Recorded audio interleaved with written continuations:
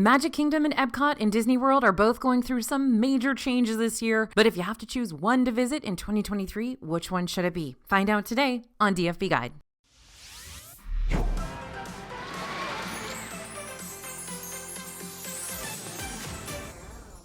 Hey everybody, it's AJ for Disney Food Blog. We got quite the nail-biter showdown for you. In the ring, we've got EPCOT in one corner versus Magic Kingdom in the other. But why pit these two awesome parks against each other when clearly they're both magnificent in their own ways? Because both of these parks are coming at us this year with tons of new offerings to get us hyped up and ready to pack our park bags ASAP. But if you can only visit one of these parks during your next trip, or if you want to prioritize one over the other, you're going to need to know which one is right for you, and that's what we're going to determine today. Though the competition is stiff out there, the best way we know how to handle this challenge is to separate it into 5 different categories: food, atmosphere, fireworks and nighttime spectaculars, entertainment, and attractions. By the end, we should be able to come up with an ultimate winner, but keep in mind that the winner could maybe not be the best fit for you and your travel group. So listen to each of the categories carefully and figure out which park really sounds like it's going to give you what you want in 2023. Let's start with possibly my favorite category of the 5. Can you guess what it is? That's right, we're going to talk food. Where are you not only going to get some of the best eats in Disney World, but also some of the newest dining offerings in 2023? Let's discuss. Right off the bat, I'm going to tell you that Magic Kingdom's probably not going to give us any new big restaurant that's going to absolutely blow our minds this year. Actually, we're probably going to start seeing some snack items disappearing from the menus after Disney World's 50th anniversary celebration wraps up on March 31st. I'm sure we'll start seeing a few more 100 Years of Wonder snacks pop up here and there in honor of the Walt Disney Company's 100th year anniversary, but the bulk of the 100-year celebration is happening over on the West Coast in Disneyland. One of the most noteworthy restaurant changes happening in Magic Kingdom in 2023, though, is the return of the princess meet and greets over at Cinderella's Royal Table. Expect to see several princesses like Aurora, Jasmine, Snow White, Ariel, Cinderella, shocker, and so many others, and they all return to the signature castle restaurant on February 28th, so like really soon. Otherwise, Magic Kingdom's going to keep providing us with those classic eats we know and love. That fruit and Nutella waffle sandwich on the fly at Sleepy Hollow Refreshments. Dine at a buffet alongside your 100-acre wood pals at Crystal Palace. Experience Beast's Castle, including the Forbidden West Wing at Be Our Guest Restaurant. Sink your teeth into a ginormous and fluffy cinnamon roll at Gaston's Tavern. Dip some corn dog nugs into plastic melty wonderful cheese at Casey's Corner. And when they're available, order the bottomless milkshakes at the Plaza Restaurant to accompany your home-cooked cuisine. Now, when it comes to EPCOT, dining is a big part of the park experience. At least it is for me. Even when EPCOT isn't bringing us a full-on new restaurant, it's constantly giving us new festival food booths to look forward to. For Festival of the Arts, we got to try 2 new booths this year. The Figment-inspired booth, Figment's Inspiration Station at the Odyssey, served fresh options like the fruit pizza and the grape smoothie with freeze-dried Skittles, bite-sized candy. Why? I don't know. And the Modern booth, located close to Test Track, gave us some new festival favorites like the compressed watermelon tataki, the angry crab, aka a soft-shelled crab with green papaya salad and other fruity toppings, and the Tropics Guava Mousse Cake. When the Flower and Garden Festival returns to the park on March 1st, we expect to see over 15 different food booths wrapping around the World Showcase Lagoon, including new and returning favorites alike. By the end of the year, the EPCOT festivals will start looking way different from what we're used to, though, with the opening of Communicore Hall and Plaza. Communicore Hall and Communicore Plaza will serve as the new home base for EPCOT seasonal festivals and live events, bringing them to the center of the park. But Communicore Hall within the plaza is the first purpose-built structure for festivals, so that's very, very cool, and there'll probably be a lot more flexibility. Now, I'm not sure where the actual food booths are going to be located, if they're going to be there, if they're going to be around World Showcase, but we're going to find out. And this hall is going to be able to host a wide variety of experiences with food, art, live music, and more. So maybe we'll get those demos and seminars back at the Food and Wine Festival, right? Because there will be a demonstration kitchen, a mixology bar, an exhibition and gallery space, and that should help extend the festival experience and give chefs a new way to connect with guests. And there's no exact opening date for the Communicore editions yet, but we do know they're slated to open later in 2023. And just like Magic Kingdom, Epcot also recently brought back a full-on princess character dining experience when it reopened Akershus Royal Banquet Hall back in early November of last year. Now you can currently meet a rotating cast of princesses while dining on Scandinavian-inspired all-you-care-to-enjoy family platters. Just keep in mind that this restaurant doesn't open until 2:15 p.m. at the moment. They don't do breakfast here. Epcot also brought back its fine dining experiences when it reopened Monsieur Paul in the France Pavilion and Takumi Te in the Japan Pavilion. So if you're looking for a high-quality multi-course meal for a classy dinner date, and you don't mind spending a couple hours out of your park day to do so, and a couple $100, Epcot can provide those top-tier meals within the romantic atmosphere. But what else can you find to eat in Epcot all year long? So many things. Grab a schoolbread pastry at Kringla Bakery. Enjoy both sweet and savory crepe options at La Crêperie de Paris. Dine at one of our favorite character family-style restaurants of all time with Mickey, Pluto, Chip and Dale at Garden Grill. And eat amongst the stars inside the Centauri Space Station at Space 220. So the winner of this particular category is gonna be Epcot. Sorry, Magic Kingdom. Although you've got lots of restaurants with a fun atmosphere and several classic snacks we come back to order over and over again, Epcot always makes sure we're going to have something new and exciting to look forward to, dining-wise, each time we return to the park. And with the addition of Communicore Hall to look forward to, we expect even more unique eats and exciting dining opportunities to come. Now, this is only the tip of the iceberg when it comes to all the different eats and drinks you can find around Disney World. So if you want to learn about every Disney World meal available on property, including all the restaurants, food kiosks, bars, lounges, check out our new DFB Guide to Walt Disney World Dining 2023. That's available now on dfbstore.com, and make sure to use code YouTube for some extra savings on your overall purchase. Moving on to atmosphere, this might be the most difficult category to judge because ultimately it comes down to what you're really looking for. If you want a park that's more kid and family focused, and that's quintessentially Disney, Magic Kingdom's going to be the best fit for you. But if you're looking for a park that's a bit more grown up, giving you the chance to eat and drink and shop around 11 different countries, then Epcot could be more your style. But let's take a look at how the atmosphere for both of these parks will be impacted by those major changes happening in 2023. So Magic Kingdom is still going to give you all the warm fuzzies when you walk onto Main Street USA for the first time. But Cinderella Castle will probably be changing its appearance here very soon. I don't know if it'll be anything drastic like we saw when the 50th anniversary began, getting the pink castle and all. But since that anniversary is coming to an end, that big old 50th emblem will more than likely be coming down after March 31st, maybe revealing the clock again. Frontierland will be looking a little less hoppin' during 2023 now that Splash Mountain is closed and Tiana's Bayou Adventure is underway. Though we won't be seeing this Princess and the Frog theme ready to welcome guests back onto the log flume anytime soon, the ride is slated to open later in 2024. Because of several Magic Kingdom releases happening in April, which I'll talk about later on, we expect to see a lot of bright, shiny, and new things taking over certain areas of the park, while also still keeping on theme with the classic park lands we know and love. But with these changes come crowds. Lots of crowds.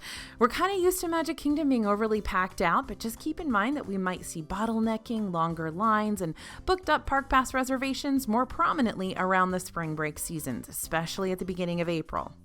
However, Epcot could see less crowding for a while since several of their new areas around the park won't be ready and raring to go until later in 2023, and their newest rides won't be the newest rides in Disney World anymore with Tron coming along.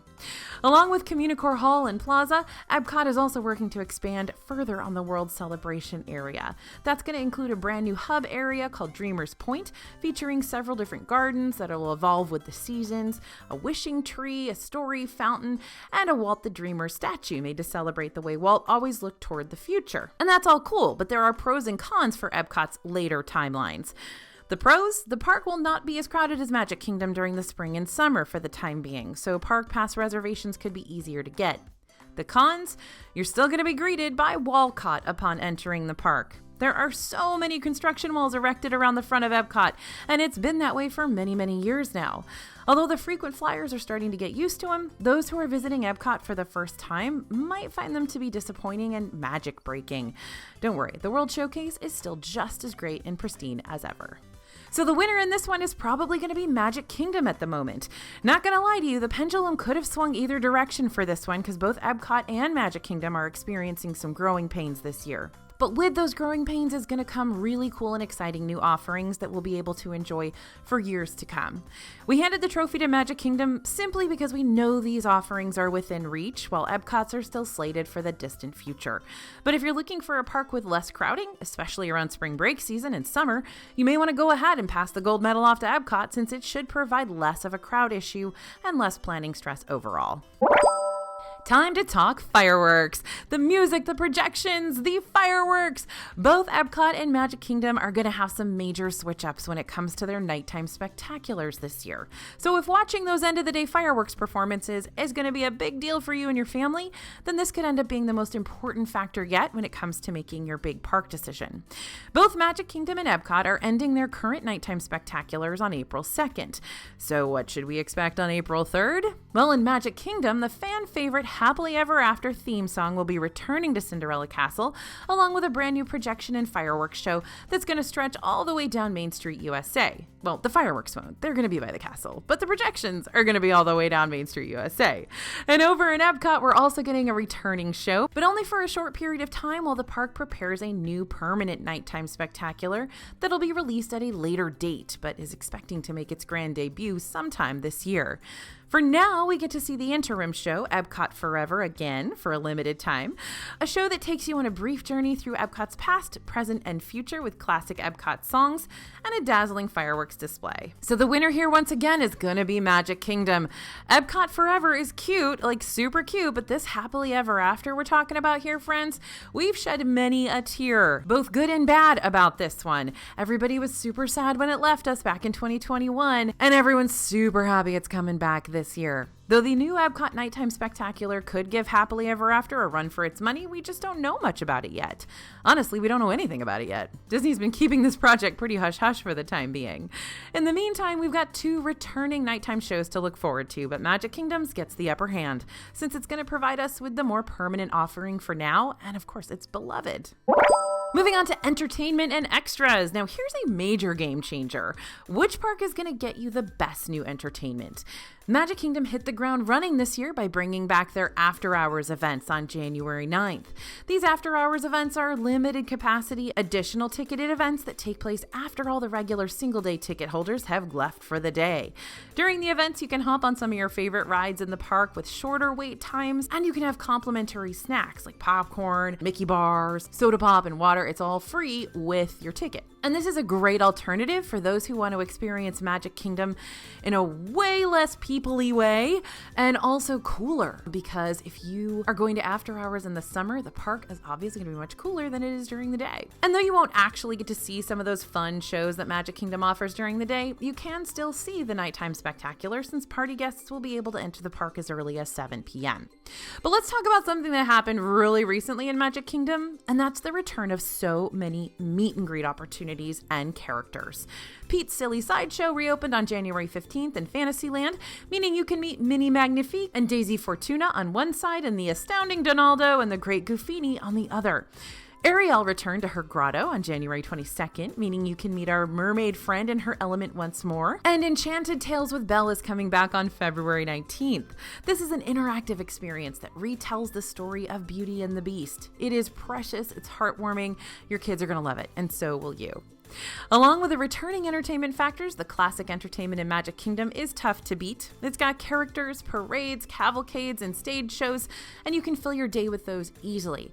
But Epcot's not here to wave a white flag and give up. It is here to fight. Remember how we talked about Communicore Plaza and Hall earlier? When those open, it's going to be this expansive outdoor space where guests can come and relax and unwind, and heaven knows we need more of that on the Disney World scene. There's also an area that'll host large-scale concerts and intimate performances that'll extend out into the gardens nearby. We expect this to be a lot like the Outdoor America Gardens Theater is now, but again, more centralized and in a brand new space with more seating and shade. While we're waiting for this space to open up, we're still going to be able to see seriously famous bands, performers, and celebrities grace the America Gardens stage during the rotating festival concert series. But one of our favorite festival show offerings of the bunch has to be the repeat offender, the Candlelight Processional that happens during Festival of the Holidays. During this event, the Christmas story is told by a celebrity narrator, while a 50-piece orchestra and choir composed of Disney cast members and an ever-changing group of guest choirs from around the country accompany the retelling. The event is held on select nights throughout November and December, and just this past year we saw celebrities like Whoopi Goldberg, Josh Gad, Gloria Estefan, and Neil Patrick Harris take the stage and really bring down the house. This show is incredibly popular, so you do have to arrive early to try and get a seat, or you can guarantee a seat by booking a candlelight processional dining package when they go live months in advance. If you're signed up for our DFB newsletter, by the way, then you'll be one of the first folks to know when the dining package reservations will be happening. So make sure to subscribe for free when you get the chance. I'll drop the newsletter link down in the description. And don't for a second think Magic Kingdom's going to have all the meet and greet fun. Later in 2023, expect to see Figment in all his purple imagination glory enter into the Epcot scene to interact with guests of all ages. And of course, there are plenty of characters meeting and greeting in Epcot right now. Alongside the new and returning, expect to see several classic performances happen all around the World Showcase, like the Voices of Liberty in the America Pavilion, Mariachi Cobra in Mexico, Sergio the Performer in Italy, and many other pop-up entertainment offerings throughout the day. But let's not forget about the Beacon of Magic. In honor of Disney World's 50th anniversary, which happened on October 1st, 2021, each of the 4 park icons received special nighttime projection transformations. But Spaceship Earth went the extra mile and received a more permanent upgrade with its external points of light. Each night, Spaceship Earth lights up in a vibrant, prismatic, ever-changing pattern, while also giving us 2 unique shows every 15 minutes. These light shows take turns, one being the classic Points of Light performance, which is just amazing, and the other being a specialty seasonal performance to go along with the current festival taking place. And we have loved them all. I'm not just saying that as some wishy-washy, cheesy way to end this point. They've truly all been a fabulous way to wrap up the end of a long Epcot festival day. So the winner here is going to be Epcot. Once again, the pendulum could have swung either way, but we'll go ahead and give the entertainment prize to Epcot this time round. The plethora of live entertainment offerings add so much life to the World Showcase all year long, and we're excited to see how the entertainment offerings expand even further once Communicore Plaza is open and show ready. And now for the tiebreaker. Which park is going to be doing the very most when it comes to providing groundbreaking thrills and experiences this year with its rides and attractions? Time to find out. All right, Magic Kingdom has always prided itself on its different ride offerings. It's got the thrills with Big Thunder Mountain and Space Mountain. It's got rides for all ages like Dumbo the Flying Elephant and It's a Small World. And it's got the iconic dark rides, including Haunted Mansion and Pirates of the Caribbean. And that's not even half of it, literally. But here's some noteworthy Magic Kingdom ride news to keep in mind. After a very lengthy refurbishment, we're talking years in the making, the Walt Disney World Railroad has finally started chugging around the Magic Kingdom tracks again in December 2022. For the most part, the train is just like we remembered, but now it goes through a new tunnel as you enter into Tomorrowland. The train isn't a thrill ride by any means, but it is a nice way to get off your feet for a bit and explore a whole new perspective of the Magic Kingdom, and we are so glad it's back. And sometime this year, the Haunted Mansion will be getting their 1000th Happy Haunt added into the ride when the cult classic favorite character Hatbox Ghost enters the scene.